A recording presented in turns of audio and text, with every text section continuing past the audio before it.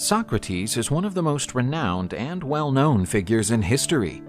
He was one of the most remarkable thinkers of all time, and his philosophical legacy continues to be researched, studied, and debated all over the world. Despite becoming an extremely well-known figure, Socrates did not found a school, nor did he write anything with his own hand.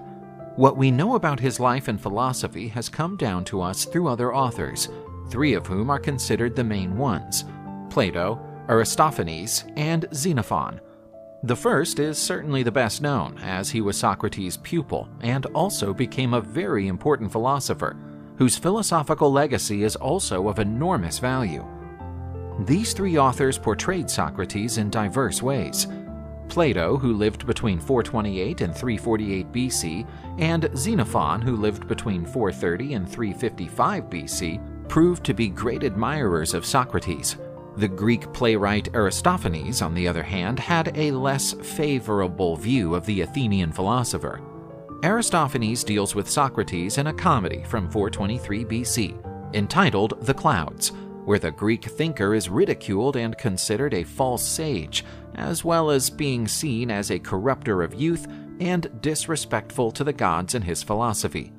Aristophanes also presents Socrates as a sophist, but we should not forget that this playwright wrote some of the most famous comedies of ancient times, hence the caricatured style he used to portray the philosopher.